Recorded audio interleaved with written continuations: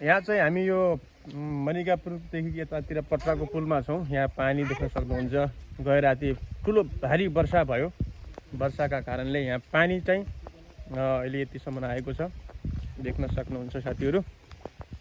बिहानको समय स्कुलले केटाकेटी आछन्। यहाँ पानी छ है, अलिक ध्यान दिएर हिँड्नु है। यहाँ पौडी खेल्ने काम नगर्नु। यहाँ पौडी खेल्ने काम नगर्नु, पानी परिराखेको छ।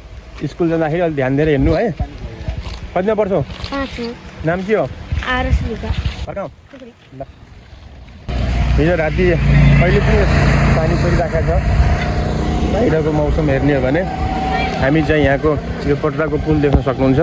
पहिला पटराको पुल हो यो, अहिले चाहिँ यो ढलान गरेर यस्तो बनाइएको छ, पक्की बनाइएको छ। निकै खुसी लागेको छ हामीलाई। पानीको सतह चाहिँ ठुलै छ भनौँ अहिले चाहिँ, यस्तो छ। हामी यहाँनिर एकजना हाम्रो भाइ पनि हुनुहुन्छ, दिनेश भाइ। हामी दिनेश भाइलाई पनि सोध्छौँ के छ पानी कतिको पऱ्यो हिजो राति? पानी हिजो राति धेरै नै परिरहेको छ। अब परेको कारणले नै यो बाढी आएको। अब यो डुबानको पनि अलिकति सम्भावना छ यहाँनिर चाहिँ।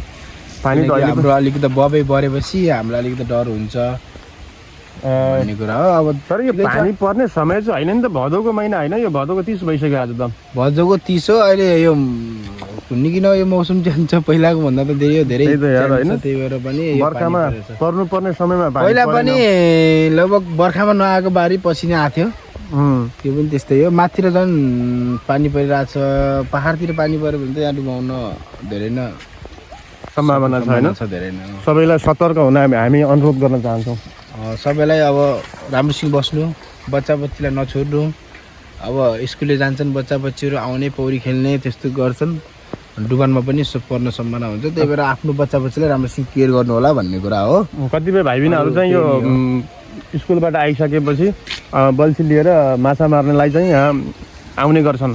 तर उनीहरूका बच्चा बच्चीलाई, ती आमा बुवालाई हामी भन्न चाहन्छौँ कि यसरी बर्खामा चाहिँ पानी परिराखेको बेलामा चाहिँ नालीहरूमा पठाउने काम नगर्नु होला होइन? त्यो चाहिँ हो। पानी परिराखेको हो। यस्ता यस्ता बच्चा बच्ची पनि साना साना नानी बाबुहरू स्कुल गइराखेका छन्। यो अब यस्तो पानी बढिराखेको छ, अलिक ध्यान दिनु होला। स्कुल जान लाग्यो बाबु? ल ठिक छ। कतिमा पढ्छौ? ल राम्रोसँग पढे है। ल हेर्न सक्नुहुन्छ यहाँको पानी।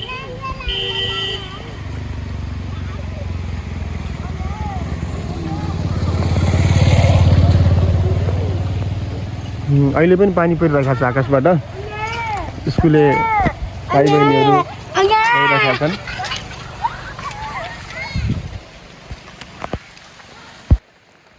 त्यो चाहिँ पटराको पुल भयो भने त्यसको केही यतातिर यो बर्राको बुट्टा छ। यहाँ चाहिँ एउटा सानो पसल पनि छ, घुम्टी। त्यहाँ चाहिँ विभिन्न खानेकुराहरू पनि पाउन सक्नुहुन्छ। यसको बारेमा हामीले यहाँभन्दा पहिला पनि भिडियो बनाएका थियौँ। हामी साउजीलाई पनि हामी केही सोध्छौँ, उहाँसँग पनि केही कुराकानी गर्छौँ। यहाँका केटाकेटीलाई अलिकति ध्यान दिनु होला, हेरिदिनु होला भन्ने कुरामा।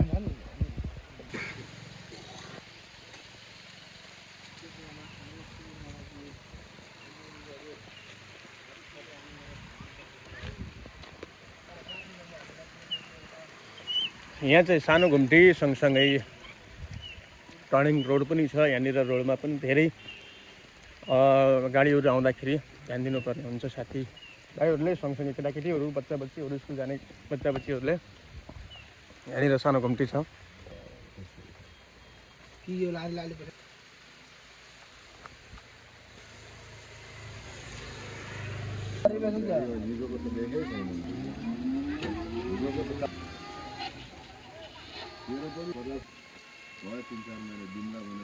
कता हो काका पानी परिराखेको छ? पानीमा कहाँ हिँड्नु लाग्नु भएको? डुल्ने हो? पानी परिराखेको छ होइन, के गर्ने हो? धान सान गोडेर सक्नुभयो? ल ठिक छ। यहाँ चाहिँ पटराको पुल हो। यो चाहिँ दोकान छ। यहाँबाट दोकानबाट पनि यहाँको साउजीले चाहिँ यहाँको केटाकेटीलाई हेरचाह गर्ने काम गर्नुहुन्छ। यहाँनिर टर्निङ होइन, टर्निङ पनि छ। के छ साउजी हालखबर? ठिक छ। अनि यो पानी परिराखेको छ, यहाँनिर नाला पनि रहेछ होइन? यो नालाले केटाकेटीहरू कतिको जान्छन् माछा मार्न, कतिको जाने गर्छन्। अब केटाकेटी त माछा मार्न आउँछन् सर होइन, यताउता अब यहाँको देखभाल चाहिँ गरिरहेको छु, केटाकेटीहरूलाई कराइरहेको छु मैले।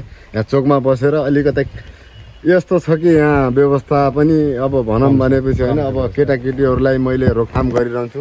त्यहाँ नहरहरू बढिरहेको बेलामा केटाकेटीहरू त्यहाँ झुमिरहेको हुन्छन्, खेलिरहेको हुन्छन्, तर तिनीहरूलाई कराइराखेको हुन्छु। यहाँदेखि पनि यता जङ्गल छ, यता पनि जङ्गल छ होइन, यता गाउँ छ, अलिकता बाघको पनि डर हुन्छ होइन यहाँ केटाकेटीहरूलाई। त्यो कारणले अलिकता म केटाकेटीलाई अलि छिटो जाऊ भनेर भन्छु पनि, रिसाउँछु पनि होइन। यो तपाईँ यहाँ बसेर यहाँको हेरविचार चाहिँ गरिराख्नु भएको छ भनौँ न। गरिरहेको छु। नालाहरू बढिरहन्छन्, माछा मार्दा पनि केटाकेटी हो नगर, यता आफ्नो पढाइतिर ध्यान दियो भनेर भन्छु मैले होइन। अनि यो यहाँनिर एउटा यो यस्तो रोड छ कि यो यहाँनिर अब टर्निङहरू छ होइन, अलिकता यहाँनिर अलि ब्रेकर हुनुपर्ने हो होइन, अलिकता त्यो पनि भएको छैन यहाँ।